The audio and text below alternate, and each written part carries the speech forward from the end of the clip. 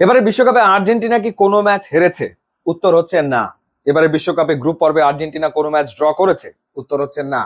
এবারে বিশ্বকাপে আর্জেন্টিনা কি সবগুলো ম্যাচ জিতেছে? উত্তর হচ্ছে হ্যাঁ। এবারে বিশ্বকাপে সবচেয়ে বেশি গোল করেছে কোন দল?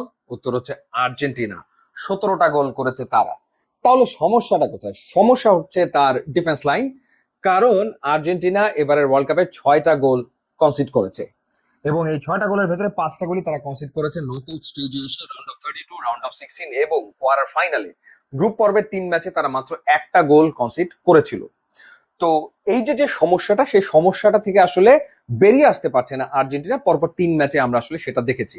কিন্তু তার যে অ্যাটাকিং লাইন, তার যে মিডফিল্ড, তারা তো তাদের কাজটা করছে বলেই 17টা গোল হয়েছে। এখন 17টা গোলের ভিতরে বুঝলাম না হয় লিওনেল মেসি একাই 8টা গোল করেছে, কিন্তু সব মিলিয়ে 8জন স্কোরার, 8জন মিলে 17 গোল করেছে। এর ভিতরে লিওনেল মেসি গোল করেছে 8টা, লাউতারো মার্টিনেজ তিনি 2টো গোল করেছেন, একটা করে গোল করেছেন আরো 6জন। এমনকি আর্জেন্টিনার ডিফেন্ডাররা পর্যন্ত গোল করছেন। লিসেন্দ্রো মার্টিনেজ গোল করেছেন, ক্রিশ্চিয়ান রোমেরো গোল করেছেন।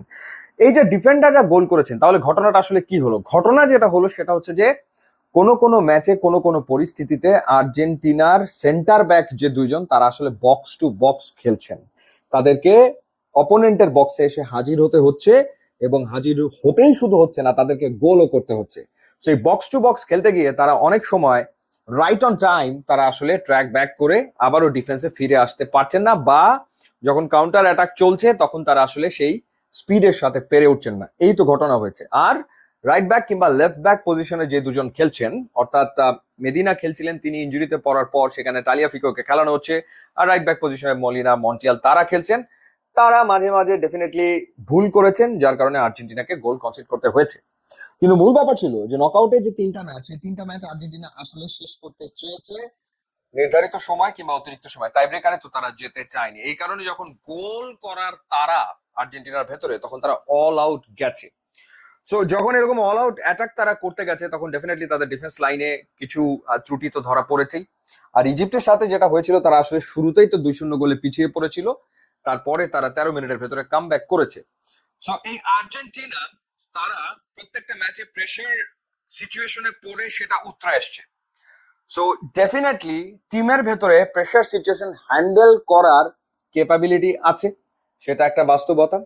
এবং আর একটা ব্যাপার হচ্ছে যে ডিফেন্সকে পোক্ত করার জন্য স্কালোনি ব্যাক টু ব্যাক 2টা ম্যাচে এগেনস্ট ইজিপ্ট এবং এগেনস্ট সুইজারল্যান্ড 4-1-3-2 ফরমেশনে খেলিয়েছেন, অর্থাৎ ডেস্ট্রয়ার হিসেবে নাম্বার 6 পজিশনে তিনি খেলিয়েছেন পারেদেসকে।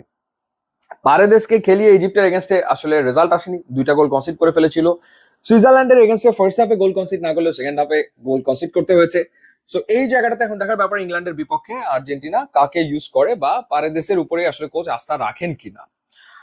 আর যে ব্যাপারটা সেটা হচ্ছে যে আর্জেন্টিনা ওই যে গোল যেহেতু করছে এবং তারা আসলে ফুল প্রেস করছে, আপলাইনে চলে যাচ্ছে, এবং তাদের মিডফিল্ড অর্থাৎ Enzo Fernandez, Mac Allister, De Paul, তারাও আসলে ওপরের দিকে উঠে যাচ্ছেন। সো অনেক ক্ষেত্রে তারা রাইট অন টাইম নেমে আসতে পারছে না, স্পেশালি ডিপল। ম্যাক অ্যালিস্টার সে তার রিদমে চলে এসছে, বা এনজো ফার্নান্দেস প্রচন্ড রকম পরিশ্রম করে খেলছেন, এবং ম্যাক অ্যালিস্টার প্রবাবলি এখন মনে হচ্ছে যে হ্যাঁ তিনি তার বেস্ট ফর্মে চলে এসছেন। এনজোর ক্ষেত্রেও একই কথা প্রযোজ্য। কিন্তু ডিপলের ওই জায়গাটাতে আসলে কিছুটা দুর্বলতা রয়ে যাচ্ছে, যার কারণে রাইট ব্যাকের উপরে প্রেশার পড়ছে মলিনা কিংবা মন্টিয়ালের উপর। সো সেই ক্ষেত্রে এখন ইংল্যান্ডের বিপক্ষে ডিপলকে খেলানো হবে কিনা দেখা যাক, কিন্তু স্কালোনি আস্থা রাখছেন তার প্লেয়ারদের ওপরে।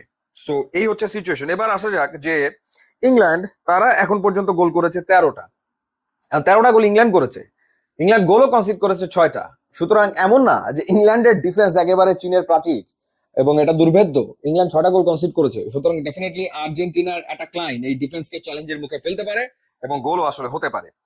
তবে হ্যাঁ, স্পেন বা ফ্রান্সের কথা বললে এই দুইটা দলের ডিফেন্স লাইন দুর্দান্ত। স্পেন মাত্র একটা গোল কনসিড করেছে, ফ্রান্স করেছে মাত্র 2টা।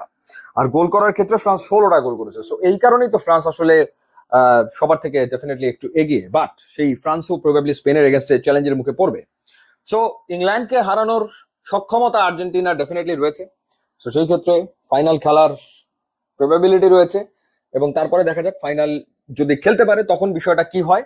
বাট এই আর্জেন্টিনা যেভাবে করে এই পর্যন্ত এসছে, তাতে করে তাদের পক্ষে এখন ইংল্যান্ড কিংবা পরবর্তীতে স্পেন বা ফ্রান্স যদি ইংল্যান্ডের বাধা অতিক্রম করতে পারে, সেই বাধা উতরে যাওয়া অসম্ভব না, সম্ভব। সো এই আর্জেন্টিনার পক্ষে আসলে চ্যাম্পিয়ন হওয়া পসিবল। এখন দেখা যাক ইংল্যান্ডের বিপক্ষে আর্জেন্টিনা ম্যাচটা জিতে বেরিয়ে আসতে পারে কিনা।